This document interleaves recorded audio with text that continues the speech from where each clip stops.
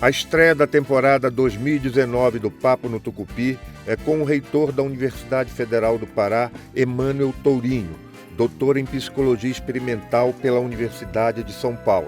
Eleito pela comunidade universitária e nomeado pelo presidente Michel Temer em 2016, Tourinho, aos 56 anos, enfrenta uma das graves crises da Universidade Federal do Pará, que pode ficar sem recursos para funcionar.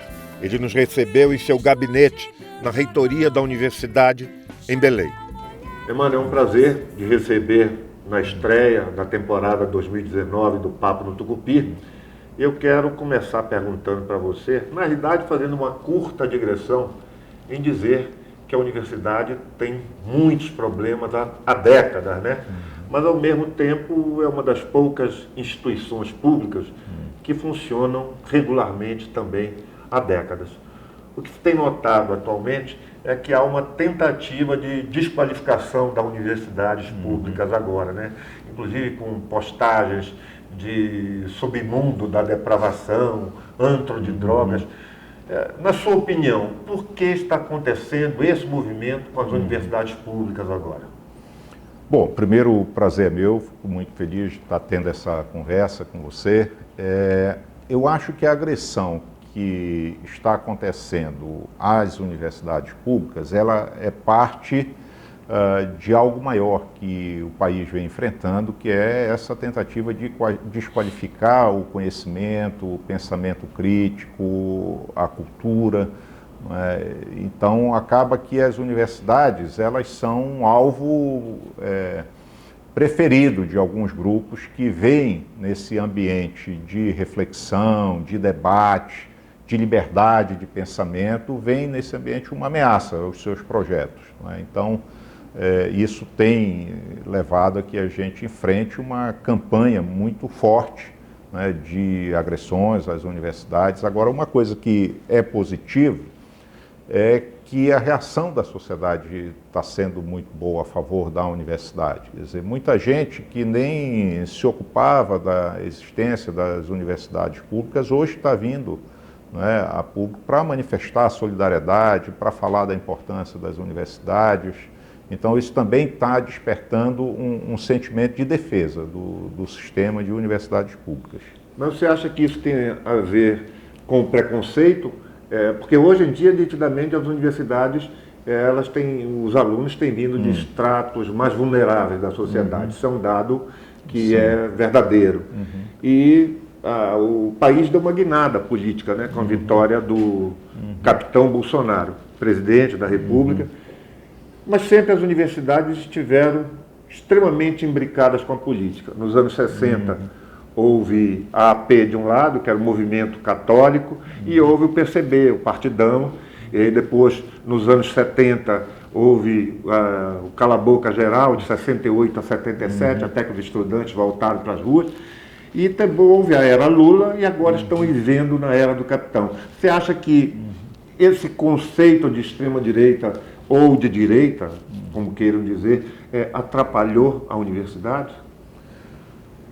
Não sei se o termo correto é atrapalhou, mas efetivamente a universidade começou há 10 ou 15 anos um processo de inclusão social que é muito importante e que incomoda muita gente, não é? Porque são as melhores instituições de educação superior do país, as universidades públicas, e eram, até então, um espaço da classe média e classe alta.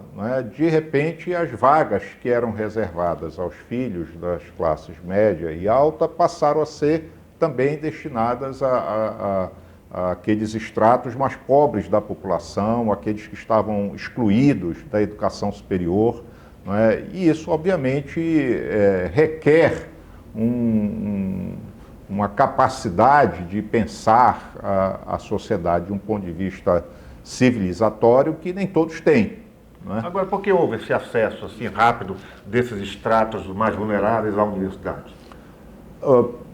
Primeiro, porque a própria sociedade começou a debater mais essa questão da desigualdade, da exclusão. Isso levou a que algumas universidades iniciassem programas de inclusão com o estabelecimento de cotas. E mais tarde, ainda no governo Lula, isso virou lei. não é? Todas as universidades federais passaram a ter que destinar 50% das vagas a alunos egressos da escola pública e, dentre estes, uma parte das vagas para negros e indígenas, não é? Pretos, pardos e indígenas. Então, isso foi transformando a universidade, não é? Nós tornamos a universidade mais a cara do conjunto da sociedade, não é? Nós hoje Quem temos... pode pagar a universidade teve que ir para uma universidade paga, por exemplo, é isso? Primeiro, a universidade pública continua sendo o destino preferencial mesmo de quem pode pagar, por conta da sua qualidade diferenciada, não é? Mas muitos que não ingressam na universidade pública acabam indo para o sistema privado. Mas a minha impressão é de que o problema maior é essa ideia, né, que para alguns agride, de que a universidade é para todos os cidadãos, né, e cidadãs. É para as pessoas que vêm de todos os lugares. Ela não é só para o filho da classe média e da classe alta, ela é para o jovem que vive nas periferias das cidades, dos centros urbanos, ela é para os jovens que vivem em todos os interiores do estado, não é? Então, isso incomoda alguns setores, sobretudo num momento em que uma agenda mais conservadora ganha tanto espaço na sociedade. Talvez seja por esse o preconceito? Também, tipo assim, eu já li algumas coisas de dizer o seguinte: eu jamais me entregaria nas mãos de um sujeito que é indígena ou de um negro que veio do interior. Passa por aí o preconceito? Eu não sei, eu acho que essa questão do preconceito hoje na sociedade brasileira é algo bem mais complexo, não é?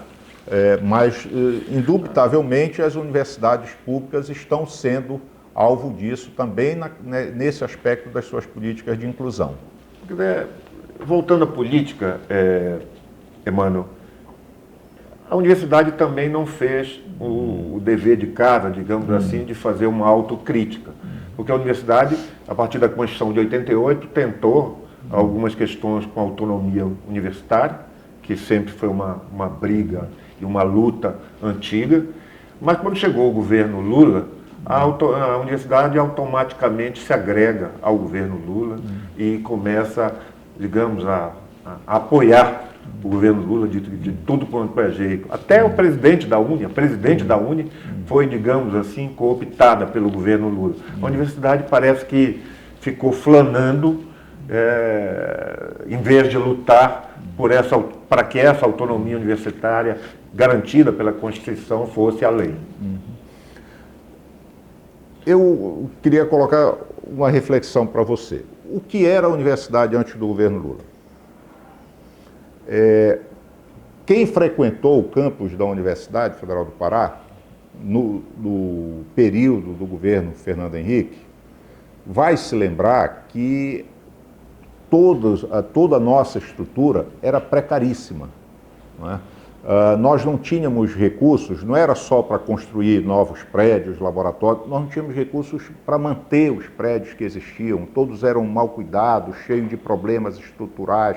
O que as pessoas mais lembram, não é? Embora custasse pouco, não tinha papel higiênico nos banheiros, mas não tinha giz para a pessoa escrever, tinham condições básicas de trabalho, as vagas eram congeladas, então aposentava um professor, você não podia imediatamente contratar um outro professor. Foi a época de maior precarização do trabalho docente nas universidades públicas. Nós chegamos a um ponto em que mais de um quarto dos docentes da universidade tinham contratos precários, eram professores substitutos, não é? Ou visitantes.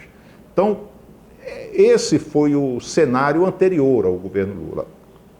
O governo Lula, logo que entrou, não é, também não mexeu com essas coisas. Ele foi gradualmente, não é, dando melhores condições de trabalho para as universidades e, num dado momento, ele pactuou com as universidades um programa de expansão, que foi o REUNE. Este programa de expansão dobrou o tamanho das universidades, dobrou o número de vagas nas universidades. Nós passamos de 600 mil vagas para mais de 1.200.000 vagas.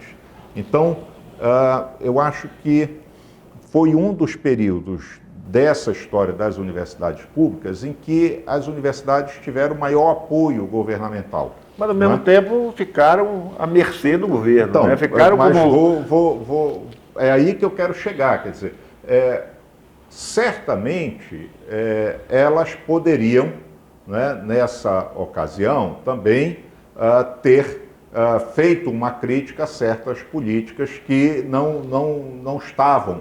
Não é, As universidades não fizeram essa autocrítica. não fizeram, mas o que eu quero justamente colocar para você é que a razão pela qual elas não fizeram, a meu ver, é porque havia algo mais saliente para elas, que era positivo, que era o fato de você estar saindo de uma condição de penúria para uma condição de investimento, não é? Agora, nós temos discutido políticas que foram adotadas ali também, que nós achamos problemáticas. E vou lhe dar um exemplo, né? O ProUni, né, que no início foi uma boa ideia, depois, junto com o FIES, se tornaram um modo de você transferir um volume grande de recursos públicos para o setor privado, não é? E levou a uma expansão do setor privado sem o cuidado com a qualidade do que estava sendo oferecido. E não é que não existam instituições privadas de qualidade, existem, mas elas foram se tornando exceção e foram perdendo a capacidade de sobrevivência por causa de uma concorrência predatória dessas instituições que oferecem ensino de baixíssima qualidade e sem que o Estado brasileiro as enquadre, né? Então, isso também é um problema das políticas que existiram, um problema que persiste, não é? Hoje, se você for avaliar, não é, a qualidade da educação brasileira, você, por todos os métodos de avaliação, todos os indicadores, você vai ver que o sistema público é o melhor, muito melhor e muito distante do desempenho dos outros setores, embora existam exceções, não é? Também no setor privado, principalmente universidades comunitárias, não é? Mas o país, na verdade, ainda carece de uma política que seja uma política de Estado, que tenha regularidade e que pense no longo prazo e com o tamanho do problema que nós temos no país, essa questão da necessidade do acesso à educação superior de qualidade para todos os jovens. O Brasil hoje ainda está muito atrás da Argentina. Nós temos menos de 20% dos jovens na educação superior. A Argentina tem 30%. Né? Quer dizer, o 30% é o mínimo que as nações consideram razoável para você. Entendeu? Nós estamos atrás de muitos países que estão num estágio de desenvolvimento muito anterior ao brasileiro. Não é? Então, não é possível que a gente não consiga dar um salto e efetivamente ter um sistema de qualidade para um número maior de jovens. Na realidade, Emmanuel, só no ano passado foram 30 bilhões de reais para o FIES e que essas escolas, como se diz numa linguagem mais popular, só investem em CUSP e GIS, né, para poder dar aula e ganharam muito dinheiro. Será que a universidade não viu isso quando o Lula fez o FIES? Ou seja, primeiro porque 95% das pesquisas vêm da área pública. Essas universidades, entre parênteses, universidades, com as raras exceções, só usam, volto a dizer, o básico, né? O professor na sala de aula e o ensino sem ser medido, sem ser avaliado de uma forma coerente. Tem um detalhe que é importante, né? No governo Dilma, no começo de 2014, a previsão de investimento no FIES era de 3 bilhões ponto alguma coisa. E acabou o ano com mais de 10 bilhões de reais. Daí é que vem esse salto que foi exponencial, chegando a isso, mais de 30 bilhões no FIES.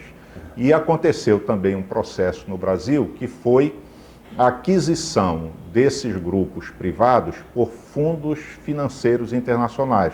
Então, hoje, mais da metade das matrículas na educação superior privada é controlada por esses fundos de investimento norte-americanos. Veja, o fundo de investimento, o compromisso primeiro é com lucro, não é com qualidade. Explica melhor essa parte aí.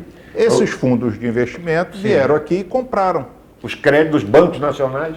Não, compraram as instituições, as universidades. Foram compradas por fundos financeiros internacionais. Mais da metade do sistema está na mão deles hoje, entendeu? E um fundo de investimento, o primeiro compromisso dele é remunerar o capital do seu investidor. Não é? Eles não estão aqui para promover soberania nacional, promover cidadania, eles estão aqui para ganhar dinheiro. E um dinheiro certo, né? Um dinheiro vindo do FIES. É facílimo, assim. Facílimo, né? Outro dia me perguntaram, e a universidade cobrar mensalidade? Eu falei, olha, um sistema de educação superior em que o governo coloque algum dinheiro e o aluno tenha que pagar, já existe. É o sistema privado. Porque o nosso sistema privado vive de dinheiro público. Entendeu? Quer dizer, aliás, é o jeito mais fácil de ganhar dinheiro, porque tem a receita garantida. E ninguém viu isso. E até hoje o PT e o Lula se gabam de ter feito uma grande reforma na educação, de ter feito um grande governo da educação, e então, com um viés desse que é uma fuga de dinheiro público para capitais internacionais. Mas aí, para fazer a crítica correta, você tem que reconhecer onde eles também acertaram.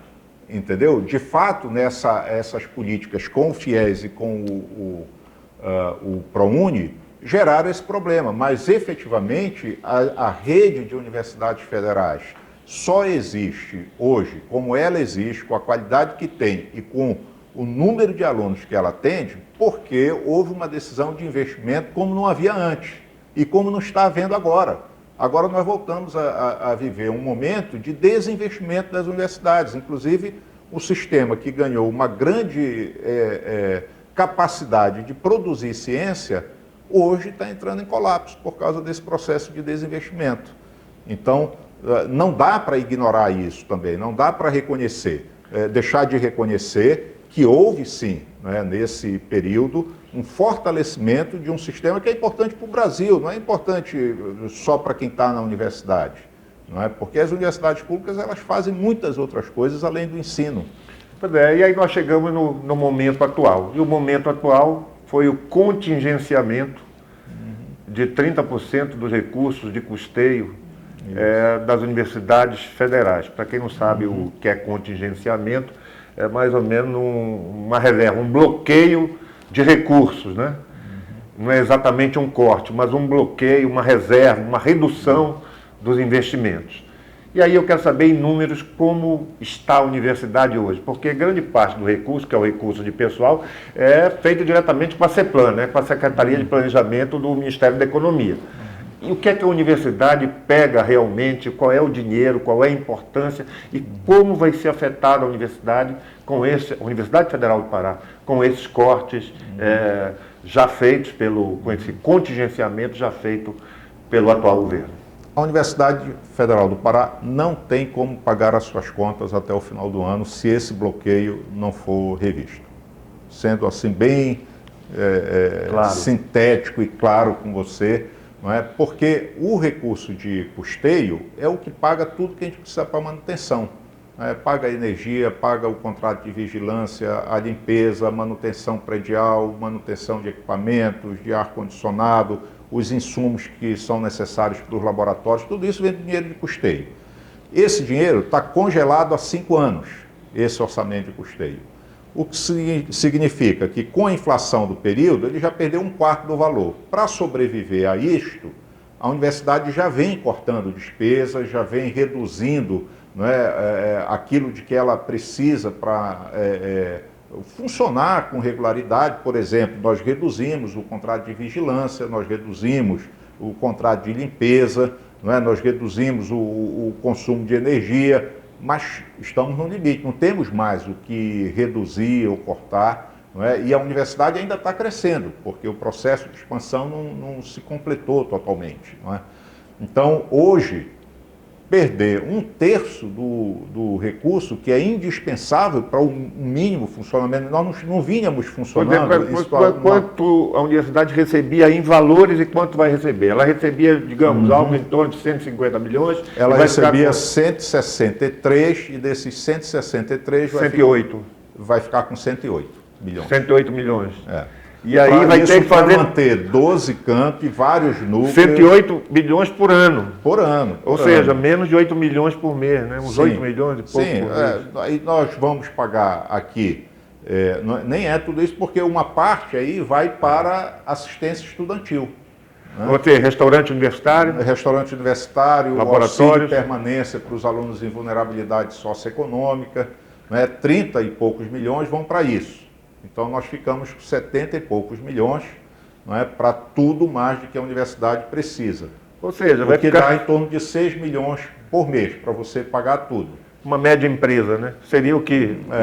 Uma pequena para média empresa. Né? Só que nós somos uma organização com 6 mil servidores que atende uma população de 53 mil alunos, atuando em 70 municípios do estado do Pará. É uma comparação interessante, ou seja, os 6 milhões para manter uma universidade pública, ou seja, o custeio de uma universidade pública.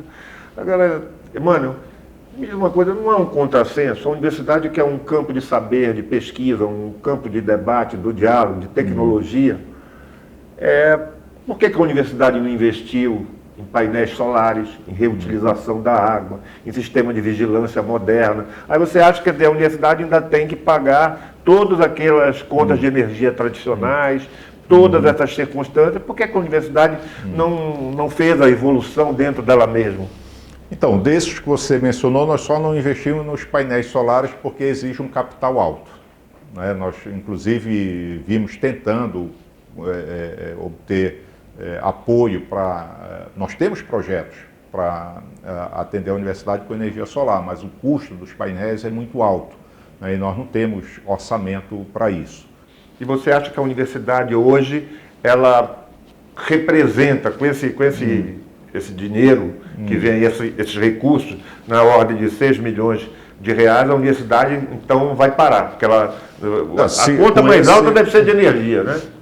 Que para funcionar laboratório, porque sem energia a universidade tem que parar. Sim, a nossa conta de energia dá 2 milhões por mês. Você tem uma ideia. Mas com esses 6 milhões por mês, a universidade não tem condições de funcionar. Será que para cortar água também tem o Rio Guamá aí também? Nós até captamos água diretamente, também não usamos a água da As obras vão parar? O capital está... Há obras que estão paradas já, não é? Porque, veja, nós estamos falando do custeio, mas o recurso que é para obras e equipamentos, que é o recurso de investimento, esse sofreu uma redução muito maior. Nós saímos de 80 e poucos milhões em 2014 para 9 milhões em 2019. Entendeu? Então, é muito, né? Tivemos 90% aproximadamente de redução. E dos 10% que tivemos ainda, 50% está bloqueado. Agora, Emmanuel, no governo Dilma, houve um corte maior até o que está se fazendo hoje.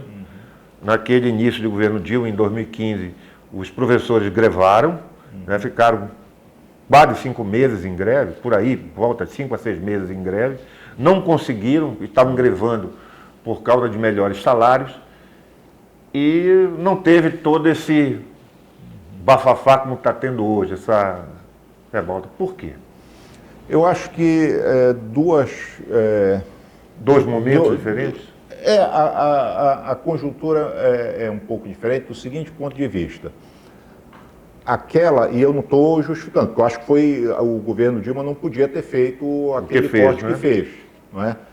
Porque o governo Dilma repetiu algo que a gente via em governos anteriores, de quando vem a necessidade de contingenciamento, fazer um contingenciamento indiscriminado. Não, você tem que decidir o que é estratégico para a sociedade e preservar o orçamento daquelas áreas estratégicas, né? Certamente, educação e ciência são estratégicos para qualquer coisa que você queira do país. Mas ali não havia o discurso contra o valor da universidade. Porque, a rigor, veja, como eu disse, então, nós temos contingenciamentos desde 2014 e corte desde 2015, né, ainda no governo Dilma. E atravessamos todo o governo Temer também, com essa política acentuada por causa da PEC do teto dos gastos, né? Mas em nenhum momento houve uma agressão à instituição universitária. Eu acho que este componente novo... O próprio governo agredindo a um órgão, desqualificando a instituição universitária. Se recusando a falar do valor que ela tem, da qualidade que ela tem. Quer dizer, no lugar disso, você vê algumas autoridades pegando ocorrências que são episódicas, não são a vida da universidade. Né? Aquela universidade ali andaram aqueles alunos nus, ou naquela universidade aconteceu, não sei... São coisas episódicas, não são a vida da universidade. Aliás, nós estamos aqui, eu não vi nada disso aqui na universidade. Não vai ver. Universidade tranquila. Se você andar por aqui, você vai ver outra coisa. Um monte de gente dentro das salas, dos laboratórios, trabalhando para além do seu horário de trabalho. Eu achei até que ia encontrar mais pichada, mas não, tá a pichação normal. Sim. Então, eu acho que isto é o que torna esse momento diferente. Quer dizer, um posicionamento que é de crítica ao valor da universidade, ao valor do conhecimento, ao valor do pensamento crítico. Né? Nós vimos outro dia uma declaração de que quem faz pesquisa são as universidades privadas. Isto não tem o menor fundamento, o menor fundamento, quer dizer, ou é absoluto desconhecimento, ou é má fé, porque todos os dados mostram que quem faz a ciência brasileira são as universidades públicas. Não é? Então, eu acho que isto torna o momento que nós vivemos diferente, porque efetivamente não se trata mais apenas de melhorar a arrecadação do governo para o orçamento ser reposto. Não é? Você tem esse componente adicional. Naquela greve de 2015, na realidade, os professores queriam um aumento de salário. Qual é a média salarial hoje dentro da universidade, já que parece que a universidade hoje tem quase 70% no seu corpo docente de doutores e pós-doutores. É isso mesmo? Na nossa universidade, aproximadamente 60% dos docentes têm doutorado. Né? Agora, eles também são contratados num regime especial, que é regime de dedicação exclusiva, que impede que eles tenham qualquer outra atividade remunerada fora. Não é? A média salarial para esses docentes, em termos de salário bruto, é em torno de R$10 mil. E aí a universidade tem quantos docentes, por exemplo? Contando todo mundo, apenas os graduados, os mestres, os doutores? No total nós temos 2.600 docentes, aproximadamente. Para 60 mil discentes? 53 mil discentes. 53 mil discentes, distribuído em 12 campi. Isso. Pois é. Nos anos dourados, né, do crescimento do PIB brasileiro, que foi 2010, né, cresceu 7,5%, as commodities ululando, principalmente no segundo governo Lula e no primeiro governo Dilma, as universidades, de um modo geral, deram maior destaque para investimento em pós-graduação dos seus professores. Mas, de uma certa forma, uma grande crítica que se faz na sociedade é que os doutores e pós-doutores não transformam, não dão isso de volta para a sociedade. Né? Eles querem um currículo Lattes, eles querem umas farinhas, eles saem, fogem do debate, não o debate acadêmico, que aqui devem debater, mas o acadêmico com a sociedade, que no fim das contas é quem paga tudo isso. Como é que você vê essas críticas que acontecem aí no investimento alto em doutores e pós-doutores que ficam aqui nos quatro muros do campus da universidade? Deixa eu lhe dizer, a universidade não é perfeita e nem os docentes da universidade são perfeitos. Eu comecei a nossa entrevista com isso, né? Ela tem problema há muitos anos. Mas eu acho que essa crítica é injusta, ela é baseada em desinformação. Veja, o que você espera de uma instituição universitária, em primeiro lugar, é que ela dê formação de qualidade e produza ciência de ponta. Isto a universidade pública faz. Exemplo. Os nossos cursos são os mais bem avaliados, a nossa pós-graduação é a mais bem avaliada. Você sabe quem é o maior produtor de ciência no Pará? É a Universidade Federal de Ciência no mundo, ciência sobre a Amazônia, é a Universidade Federal do Pará, entendeu?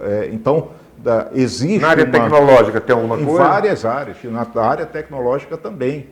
Nós temos aqui cooperações internacionais, veja, pesquisadores das melhores universidades do mundo interagem com pesquisadores nossos e eles só vão onde tem qualidade de ciência. Não é? Outro dia a CAPES encomendou de uma empresa que gerencia bases de dados científicas um estudo sobre o que acontecia quando um pesquisador brasileiro publica junto com um pesquisador estrangeiro. E ela descobriu que o impacto médio do pesquisador estrangeiro melhora também, não é só o nosso. E o dado mais interessante é que quando o estrangeiro publica junto com um pesquisador do norte, o impacto é maior do que a média do impacto com o Brasil, entendeu? Ou seja, e no norte quem puxa toda a pesquisa científica é o FPA. Mas você vem dizendo que isso é uma crítica injusta. Aí por quê? Porque o que você espera é que, além disso, a universidade ela tenha uma série de outras interações.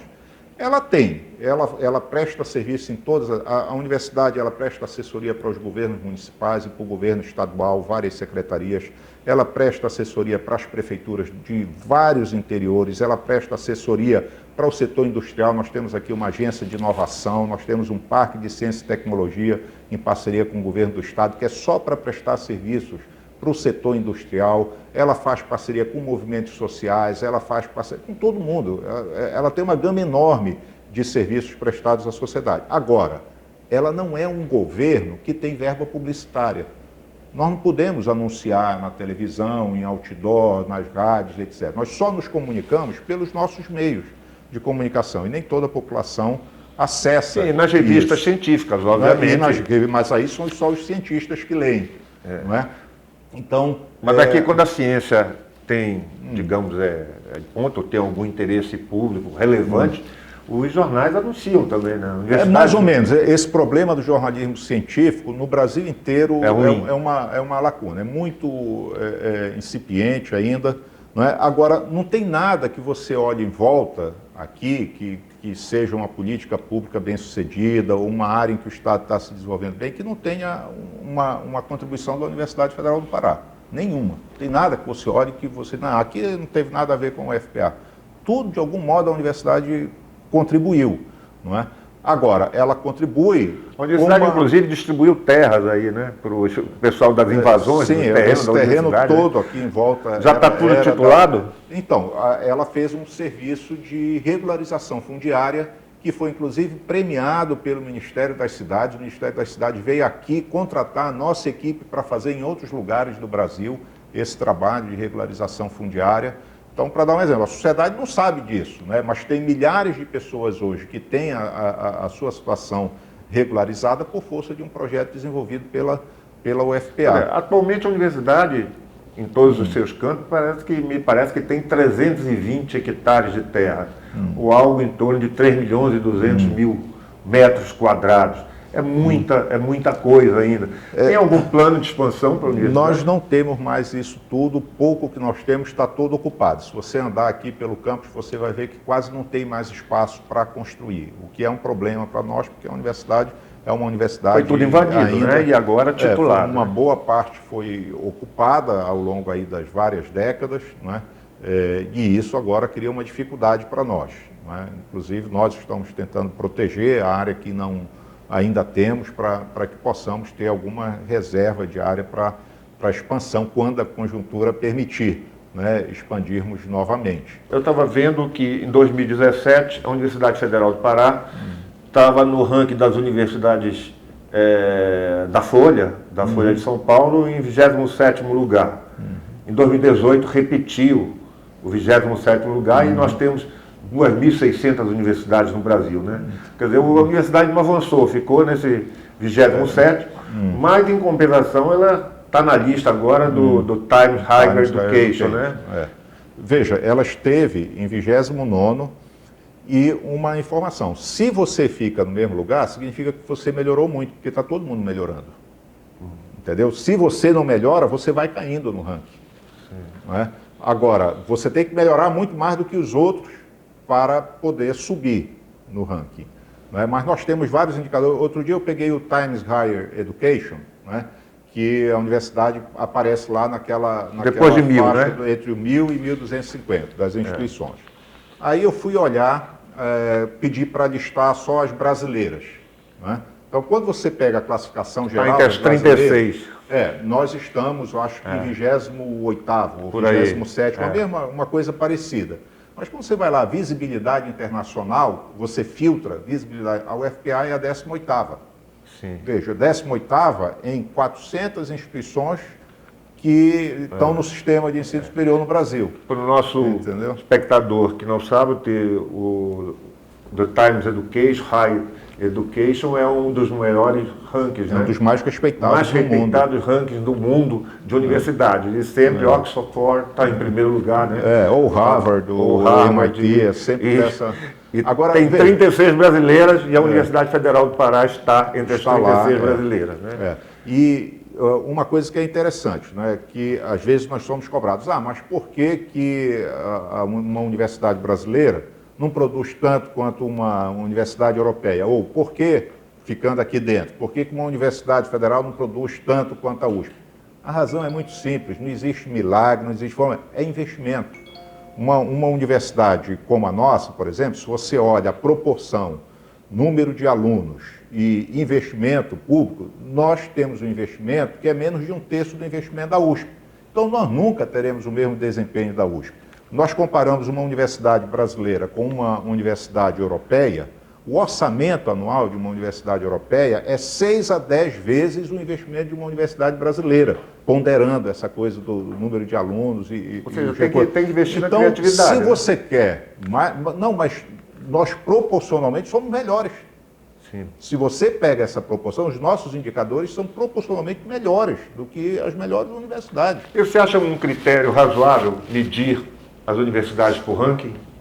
Não, os rankings eles não falam sobre o que é uma universidade. Eles são uma referência para você avaliar comparativamente a evolução da universidade. Mas o Times Education, o ranking da Folha fala de pesquisa, inovação. Sim. Mas o ranking da Folha não pondera quantos pacientes eu atendo nos hospitais universitários. Isso não está lá. A universidade tem 2 hospitais universitários. Tem 2 hospitais Betina universitários, e o Barra Barreiro. Todos 2 de alta complexidade, atendem 100% o SUS e, em muitos casos, são a única opção de atendimento para a nossa população. Para a universidade, com essa crise financeira, inclusive, ela em vários momentos foi provocada para fechar serviço, mas ela não fecha. Ela não cessa porque ela sabe da necessidade da população. Entendeu? Agora, isto não é captado. O atual governo tem dito que precisa fomentar mais a educação de base, o ensino fundamental, o ensino médio, mas ao mesmo tempo diz que quer qualidade no ensino, de que precisa de mais médicos. Não seria um contrassenso, uma vez que se precisa de mais médicos, é preciso que a universidade cresça para formar mais médicos. É preciso também que tenha psicólogos, que tenha gente qualificada para atender nas creches, para ensinar nas escolinhas. Como é que você avalia essa declaração do atual governo que diz que quer investir na educação de base? Precisa investir mais na educação básica e na educação superior. O Brasil investe muito menos que as nações desenvolvidas e menos do que muitas nações do mesmo estágio de desenvolvimento. Investe menos tanto na educação básica quanto na educação superior. E não há educação básica sem educação superior de qualidade, porque a educação superior é que forma os profissionais que vão atuar na educação básica, a educação superior que é a universidade que faz a pesquisa dos problemas que existem na educação básica. Então, o que todos os profissionais que estudam essa questão da educação dizem você precisa pensar a educação como um sistema que vai da creche à pós-graduação. Precisa ter um plano de investimentos que seja compatível com as necessidades da nação, né, e que garanta a qualidade em todo o sistema, não apenas em uma parte desse sistema. A Universidade Federal do Pará também tem um braço na educação de base, né? Que é a sua escolinha, Sim, que antigamente era a escolinha da universidade, depois virou NPI e agora é a escolinha de aplicação. Ela ainda é apenas para alunos da universidade?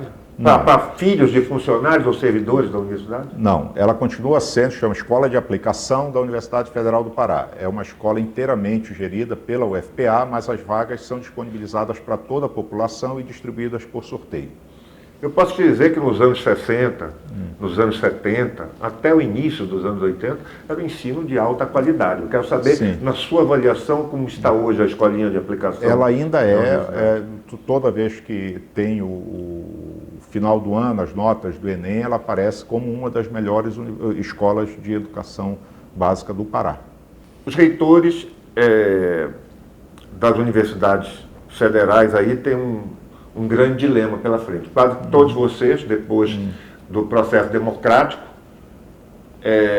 foram escolhidos através de consulta direta da comunidade acadêmica e o Consum ratificava essa lista e o presidente sempre escolhia o primeiro colocado nessa lista. Isso aí foi sempre respeitado, com exceção do José Seixas Lourenço, naquela primeira eleição.